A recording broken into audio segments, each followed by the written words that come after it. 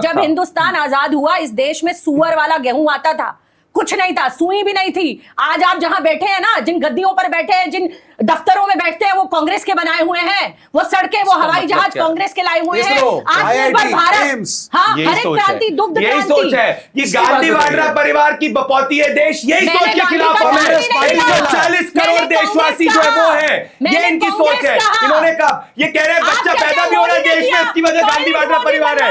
अगर सड़क भी बन रही है, गांधी वाड्रा परिवार है। आप सांस भी ले पा रहे हो, गांधी वाड्रा परिवार है। ये समझ है करण जी, आप सांस ले पा रहे हो, आप सांस ले पा रहे हो इसके लिए, आप विवेक श्रीवास्तव सांस ले पा रहे हैं इसके लिए सोनिया गांधी को धन्यवाद करिए, आप कपड़े पहन पा रहे हैं इसके लिए कांग्रेस को धन्यवाद करिए।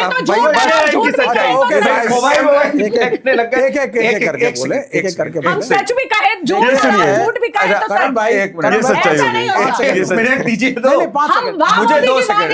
डॉली जी मोदी जी वाह नहीं कहेंगे, आप तो बहुत पक्ष में बैठी है, जनता तो कह रही है।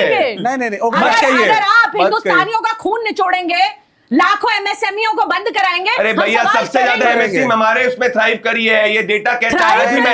परसों ही देखा गुजरात के अंदर जो है मारुति सुजुकी का सबसे बड़ा प्लांट है, 7 लाख से ज्यादा लोगों को रोजगार मिला है। लोग इतने टॉपिक्स पकड़ते जा रहे हैं भाई। 5.4 लाख जीएसटीआईएन बंद हुए हैं। कैसी बातें कर रही है भैया। टॉप 5 अर्थव्यवस्था के अंदर 1.45% इन्फ्लेशन अपना रही चीज है। बंद हुए गुजरात में।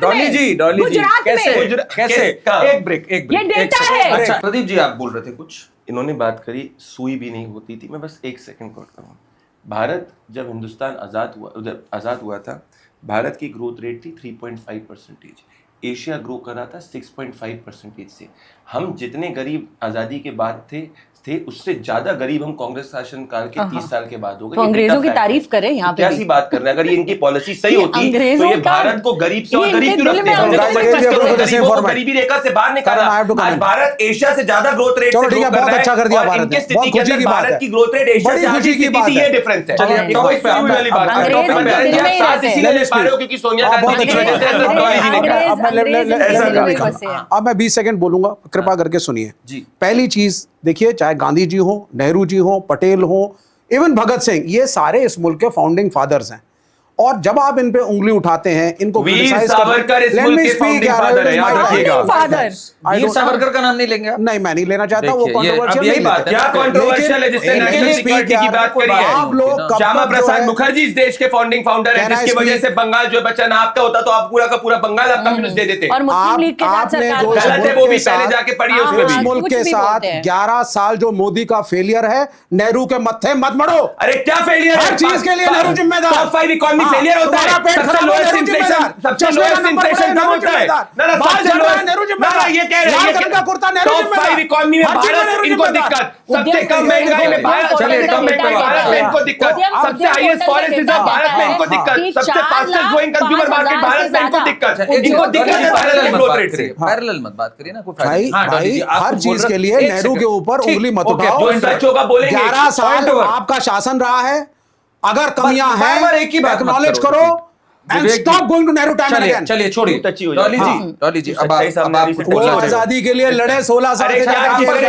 तुम्हारा कोई आदमी गया? हाँ, आरएसएस ने सबसे पहले कंप्लीट इंडिपेंडेंस की बात हेगड़े जी ने करी थी 1921 के अंदर, नागपुर के सेशन के अंदर। ये हो गया, यही है, किसी ने नोटा के बराबर वोट है, इसी ने नोटा। ये देखिए क्या कुछ नहीं किया आरएसएस ने, बोलिए फिर एक नई डिबेट स्टार्ट हो जाएगी। एक नई डिबेट स्टार्ट हो जाएगी। आसाम के अंदर क्या किया है ना आरएसएस? मैं बताता हूं। मैं जब हिंदू शरणार्थी जो है जब वो आ रहे थे, आप जो है कम्युनिस्ट शांति बैठे थे, आरएसएस के स्वयंसेवक थे, जिनकी वजह से उनको शरण मिली थी। पहला कंप्लीट इंडिपेंडेंस की बात करने वाले हेगड़े जी थे 1920 नागपुर सेशन की, जिसको कांग्रेस ने 1920 में कहा था। क्या बात कर रहे हैं? 1934 में महात्मा गांधी जाते संघ के कार्यक्रम के अंदर और कहते हैं कि भाई संघ जिस तरीके से सोशल इंटचेबिलिटी का काम करे सबसे अच्छा है। 2018 में मध्य प्रदेश हाईकोर्ट बोलता है कि संघ जैसी राष्ट्रभक्ति ऑर्गेनाइजेशन नहीं है।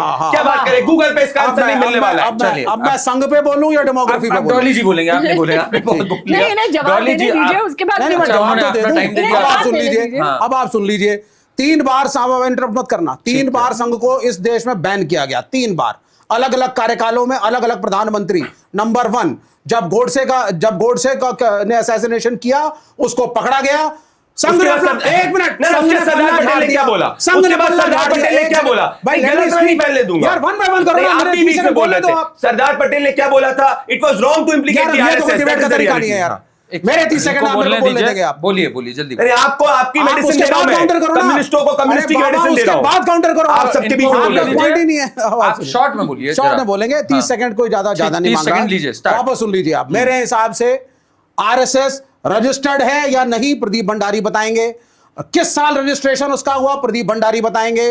आरएसएस की आदत है अपने लोगों को डिसोन करने की। गोडसे को डिसोन किया, हमारा इससे कोई लेना देना नहीं है, हमने गांधी का एसोसिएशन नहीं किया। जब हाँ, उसके बाद उसी गोडसे के भाई, उसी गोडसे के फैमिली मेंबर्स कहने लगे हम तो बचपन से आरएसएस के आंगन में खेले थे। आज कहा जा रहा है कि यार सुनते रहिए बाप मेरे को, आरएसएस आज क्या कर रहा है? मैं अभी इन्होंने जो कहा प्रदीप जी ने, उसका जवाब मैं 3 बार बैन हुआ है। हमें जवाब दे। 3 बार बैन हुआ है। मैं एक चीज और गोलवलकर ने लिख करके क्या किया? सेकंड के बाद में अब इनमें गोलवलकर ने लिख करके, एक सेकंड, गोलवलकर ने लिख करके जो माफीनामा दिया था क्लैरिफिकेशन, उसमें उन्होंने भारत सरकार सरदार पटेल को कहा उन्होंने कहा हम पॉलिटिकल संगठन नहीं है, हम पॉलिटिकल संगठन नहीं है, हम एक सांस्कृतिक संगठन है। मैं जवाब देना चाहती हूँ। इन्होंने कहा, हेडगेवार जी ने सबसे पहले कहा, बिपिन चंद्र की किताब है इंडियाज स्ट्रगल फॉर इंडिपेंडेंस, मैं कोट कर रही हूँ, वही बता रही हूँ आपको। उस किताब में लिखा है, उस किताब में लिखा है जो आप कह रहे हैं ना, हेडगेवार पहले व्यक्ति थे जिन्होंने कहा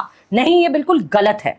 वो पहले व्यक्ति नहीं थे, ये कांग्रेस का अधिवेशन था जिसमें पहली बार लाहौर अधिवेशन में कांग्रेस ने पंडित जवाहरलाल नेहरू की अध्यक्षता में पास किया था, जिसमें कंप्लीट 1929, जिसमें कंप्लीट इंडिपेंडेंस की आधिकारिक मांग की गई थी। अब आप लोग प्लीज आधिकारिक मांग की गई थी। बहुत सवाल ठीक है, इस अधिवेशन में यह तय हुआ था कि अब डोमिनियन स्टेटस नहीं बल्कि भारत का लक्ष्य पूर्ण स्वतंत्रता का होगा। हेडगेवार नहीं थे वो पहले। चलिए डॉली जी, अब शांति से जरा इनका जवाब सुनते हैं प्लीज। इन्होंने कोट करा, अब आप एग्जैक्ट करिए। डॉक्टर हेगड़ेवर along with him BS Hardikar, Nagpur session Congress का था। डॉक्टर हेगड़ेवर ने ये प्रपोज करा था कि पूर्ण स्वराज को कांग्रेस को अडॉप्ट करना चाहिए। सोर्स क्या है? कांग्रेस सोर्स, अरे भैया ये सुनिए प्लीज, सोर्स बताओ। प्राइमरी राइटिंग की बात कर रहे हो, प्राइमरी राइटिंग ने खुद को पकड़ के ले आए हो। क्या बात कर रहे हो आप? हम नहीं मानते इसको, हम नहीं मानेंगे। आरएसएस का रजिस्ट्रेशन नंबर दो। क्या बात कर रही है? सोर्स बताओ। ये कोई तरीका नहीं वो तरीका नहीं है। जब ये सोर्स मांग रहे थे तब अरे भाई जो 1921 के सेशन में हुआ था, मैं आर्काइव से लेके आया हूं। नहीं है, नेशनल आर्काइव से लेके आया हूं मैं।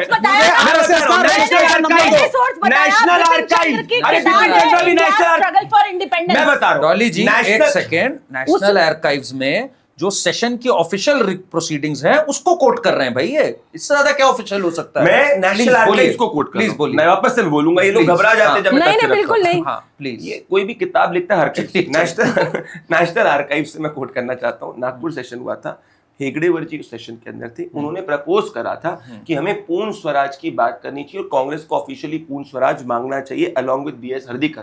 कांग्रेस ने उसको नहीं स्वीकारा था जो हेगड़ेवर जी ने कहा था। फिर 8 साल बाद जाके 1929 के सेशन के अंदर कांग्रेस उसी मांग को कंप्लीटली स्वीकारती है। तो ये जो बात कर रही है वो आधा सच की बात कर रही है। पॉइंट नंबर 2 अब मैं आपको कहना चाहता हूं, तीसरी बात आई। इन्होंने बोला कि आरएसएस जो है वो नहीं इन्वॉल्व। 1934 में महात्मा गांधी आरएसएस के वर्धा कैंप में गए थे। उन्होंने 1500 स्वयंसेवकों के साथ में ट्रेनिंग कैंप में 22 दिसंबर 1934 को पार्टिसिपेट किया और कहा जिस तरीके से संघ जो है, आरएसएस के स्वयंसेवक जो है वो सोशल अनटचेबिलिटी के खिलाफ लड़ रहे हैं, वो स्वागतमय है।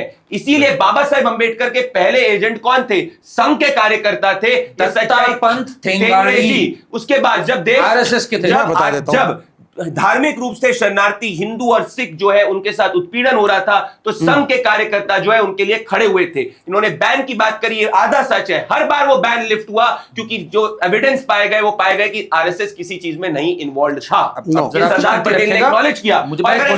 सुनिए, तो क्या जवाहरलाल नेहरू गलत थे जो संघ को बुलाया? क्या इंदिरा गांधी गलत थी जो वीर सावरकर के नाम पे? अरे उसके बाद उन्होंने बैन लिफ्ट किया, उन्होंने बैन लिफ्ट किया कि और वीर सावरकर का स्टैंप इंदिरा गांधी रिलीज करती है।